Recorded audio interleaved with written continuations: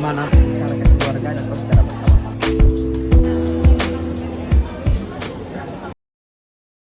Assalamualaikum warahmatullahi wabarakatuh. Saya Fansya. Jadi di sini saya sudah bersama Pak Iman. Di sini saya akan mewawancarai Pak Iman mengenai hak dan kewajiban. Pertanyaan pertama, apakah benar Pak di sekolah ini ada kegiatan observasi trip? Ya betul. Kegiatan observasi trip adalah kegiatan rutin yang diselenggarakan setiap tahunnya guna mempersiapkan kelas 10 untuk lebih matang dalam menghadapi dunia ini. Yang kedua, mengapa siswa-siswi di sekolah ini diwajibkan untuk mengisi buku chat? Oke. Siswa-siswi di sini diwajibkan mengisi buku chat karena memang Kesatria sendiri itu menganut nilai keislaman yang kuat, yang dimana nilai keislaman ini diharapkan dapat tertular kepada setiap muridnya yang masuk ke Kesatria. Dengan demikian dibuatlah buku sebagai bentuk praktiknya. Untuk pertanyaan yang ketiga, apakah boleh kami sebagai siswa dan siswi untuk memberikan masukan tentang kebijakan atau program sekolah? Oke, untuk beberapa program sekolah, siswa-siswi sudah pasti akan dilibatkan. Dan apabila memungkinkan, setiap gagasan-gagasan, opini-opini siswi itu pasti akan ditampung. Nah, tersebut bisa disalurkan melalui diskusi-diskusi, di mana apabila siswi merasa memang mempunyai gagasan-gagasan yang perlu dipertimbangkan, siswa-siswi bisa mengarahkan gagasannya untuk diutarakan kepada yayasan, yang dimana akan ditindaklanjuti dan didiskusikan lebih lanjut. Oke, terima kasih Bapak. Oke, sama-sama. Assalamualaikum warahmatullahi wabarakatuh. Nama saya Ramadhan. Ini saya sudah merekam wawancara saya dari siswa SMK. Nama siapa? Saya Raisa dari kelas 3. Oke Raisa, aku ingin tanya-tanya tentang tugas hak dan kewajiban. Boleh? Yang pertama, apakah sebagai siswa kalian sudah melakukan tanggung jawab? Ya. Pertanyaan kedua, sebagai siswa tadi ada hak dan kewajiban tersendiri dong menurut kalian. Apa itu hak dan kewajiban? Hak kalau ada siswa dan kalau kewajiban siswa. Ada satu lagi nih, apakah kalian sudah melakukan tanggung jawab serta hak dan kewajiban sebagai siswa? Sudah, sebetulnya kayak kita mengerjakan tugas dari dulu terus tanggung jawab, terus tiket di kelas juga tanggung jawab karena aku jadi kasih kan merupakan tanggung jawab aku kalau kayak tiket tiap hari. Tidak sih, cukup sekian. Makasih ya Raisa. Sama. Oke. Assalamualaikum warahmatullahi wabarakatuh. Di sini dengan Bagas yang akan memandu wawancara kali ini, yang dimana kita di sini ada guest star nih, yaitu Farhani. Farhani, saya mau nanya nih, bagaimana sih sekolah memastikan bahwa setiap murid mendapatkan akses yang sama terhadap pendidikan yang berkualitas? Akses apa yang ditentukan?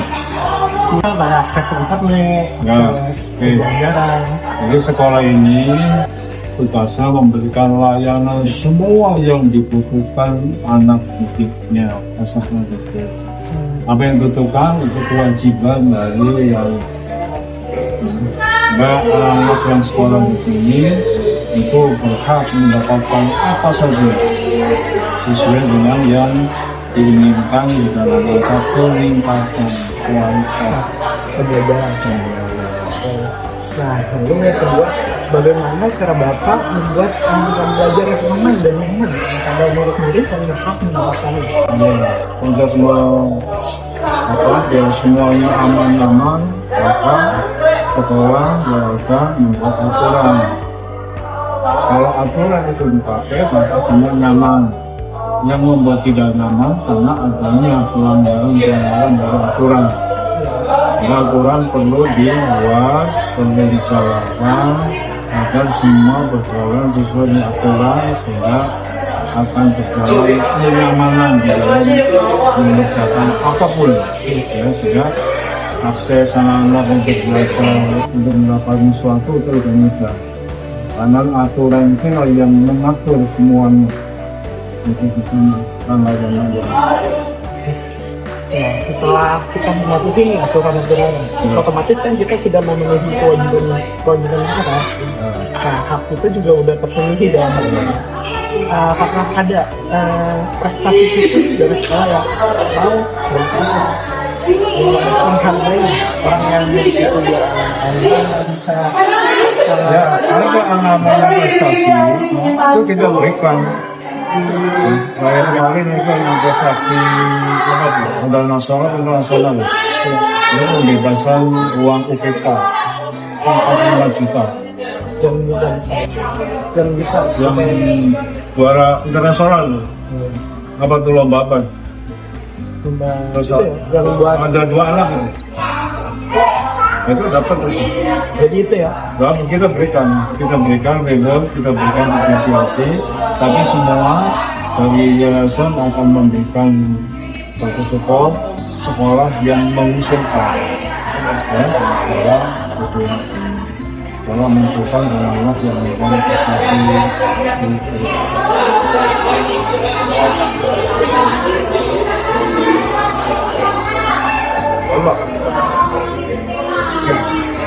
Mungkin udah gitu saja soalnya yang melakukan ada beberapa. Assalamualaikum warahmatullahi wabarakatuh. Perkenalkan, nama saya Mandas dan kali ini saya membawakan cerita dari lucu ini tuh kepala sekolah satu itu Pak Guru. Boleh perkenalkan ini? Baik, nama saya Pujo. Kebetulan saya sekarang ini sedang diberikan amanah untuk guru kepala sekolah. Jadi dalam wawancara ini saya ingin menanyakan beberapa hal tentang kewajiban dan hak. Nah, ke teman-teman saya ingin bertanya, apakah lapangan termasuk hak dari siswa? Saja pertanyaan. Iya, pertanyaan pertama itu. Oke, jawab dulu ya. Ya, Baik, apakah lapangan itu menjadi hak untuk siswa? iya. Pada prinsipnya, semua fasilitas yang ada di sekolah itu siswa berhak mengguna. Dengan catatan, dia bisa menjaga membelanya, pelatihannya, kemudian jangan sampai merusak fasilitas. Jadi sekolah sudah memberikan fasilitas yang ada, itu semua bisa dimanfaatkan dengan baik. Jadi mau lapangan, mau lab, semuanya dan memang itu digunakan. Ya. Pertanyaan kedua yaitu kenapa sih siswa menggunakan lapangan kalau lahan? Padahal sudah jelas tertulis sarana dan prasarananya ada lapangan olahraga. Baik, kenapa siswa tidak boleh menggunakan lapangan secara prinsip? Iya. Sebenarnya bukan tidak boleh. Lapangan itu dipergunakan untuk olahraga. Ketika siswa itu menggunakan lapangan bisa silahkan, kita tidak menggunakan olahraga. Yang kita larang itu tidak boleh olahraga menggunakan seragam. Jadi kalau misalnya kalian olahraga di lapangan silakan, tapi pakai olahraga. Contoh, kamu misalnya mau tidur tapi pakai sekolah, pas nggak? Enggak. Kamu berangkat sekolah harus pakai seragam kan, tapi kamu malah pakai pakaian lain, pas nggak? Jadi gunakanlah sesuai dengan gitu ya, nanti kita dilarang. Berarti larangan ini bertujuan untuk menjaga kerapihan siswa. Betul, menjaga kerapihan, ketertiban dan kedisiplinan. Jadi kamu bisa menempatkan kalau misalnya di lapangan, bapak olahraga, kalau di kelas, baju, aja. Kamu mau sholat masa pakai baju olahraga? Kan menghadap Allah, nggak sopan. Iya itu sopan, kamu sungguh kan. Kamu menghadap Allah, sholat kamu ini mau pakai pakaian olahraga, karena pengen jangan sopan. Ini tujuan untuk menitipkan dan Oke, mungkin sekian dari wawancara itu. Saya Bagas, pamit undur diri. Assalamualaikum warahmatullahi wabarakatuh. Waalaikumsalam. Saya Abdullah Alifari Swandi dari kelas E. Hari ini saya akan wawancara dengan Miss Yudeni Musia. Nah, pertanyaan pertama, apakah toilet siswa dan siswi merupakan suatu privasi? Di sini maksudnya Ya, toilet ya pastilah itu privacy karena kan dimanapun ya namanya toilet pasti kita melakukan hal-hal yang privasi. terus yang kedua, jika memang itu privasi, apa di toilet siswa terdapat CCTV? Pertama di Satria memang CCTV ini udah budaya ya. Jadi di kelas, di manapun di sini ada CCTV-nya. Terusnya kalau di toilet di sisi ada CCTV-nya itu bukan di dalam ya, bukan di dalam kamar mandi atau melanggar privasi. Tapi CCTV itu hanya di barisan lorong tuh, lorong. Itu pun ada bagian yang nggak kelihatan kalau di atas tuh. Ada bagian cekungan yang toilet buat kencing itu nggak kelihatan kan? Nggak kelihatan kalau dari kamu lihat dari TV belakang. Nah, di situ pun di kasus CCTV kalian masih ada yang membuat membuat kesalahan, ya ngumpet. Saya pernah nemuin anak tuh yang ngumpet di bagian nggak kelihatan. Itu tuh. Kadang-kadang ada yang udah tahu di situ ada CCTV, anak buka celana di situ. Coba. Akhirnya kita negur kan, walaupun itu kan lorong masih jalan umum. Kalau di kamar mandi atau di bagian yang buat buang air kecil di luar itu tetap kelihatan. Jadi kami hanya melihat yang di luar aja, kalau ke dalam enggak dilihat. Jadi kami malu kalau melihat yang di dalam gitu. Jadi kita berharapnya di dalam kamar mandi itu ya anak-anak ya bisa tetap terjaga privasinya, tapi juga menjaga ketertiban. Assalamualaikum warahmatullahi wabarakatuh. Waalaikumsalam warahmatullahi wabarakatuh. Sebelumnya perkenalkan, nama saya Misha Angelika dari kelas 10E dan di sebelah saya ada Kak Raffi. Di sini saya ingin menanyakan tentang bagaimana sih cara Bapak membuat lingkungan belajar yang aman dan nyaman kepada murid-murid yang berhak mendapatkan. Oke, yang pertama tidak jauh dari an-nazafatu minal iman ya, kebersihan. Kebersihan itu jangankan untuk di tempat-tempat sekolah atau pendidikan atau tempat ibadah, yang bukan tempat pendidikan aja kita juga nyaman dan tenang, indah, nyaman ya. Seperti apa kalian juga bisa kan merasakan ketika kebersihan itu ada. Itu yang pertama. Yang kedua, ketika kita datang ke dalam satu tempat atau pada satu tempat, tidak langsung kita begitu langsung juga kan, tapi butuh proses. Nah, prosesnya itu adalah satu, kita adaptasi dengan kita dua itu tetap jalin dan berjalan dengan baik, maka itu membuat murid atau yang lainnya bakal nyaman, terus juga ya tenang kan. Kemudian di sini ada pertanyaan kedua, yaitu bagaimana sekolah memberikan dukungan konseling kepada murid yang mengalami tekanan secara emosional.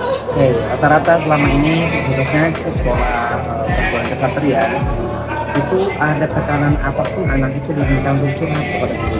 Itu salah satu ya, curhat, cerita apa adanya. Bahkan ketika bagi anak-anak mungkin yang tidak hadir, guru-guru atau bahkan kepala sekolah gitu ya, sampai yayasan pun langsung terjun datang ke rumah. Ada apa kekurangannya, apa masalahnya, yuk kita atasi bareng-bareng. Mudah-mudahan dengan berkat kita atasi bersama-sama, masalah juga bisa selesai secara kekeluargaan atau secara bersama-sama tanpa harus menimbulkan masalah baru dan Sekian dari saya. itu doang. Terima kasih, Pak. Oke, siap. Yuk.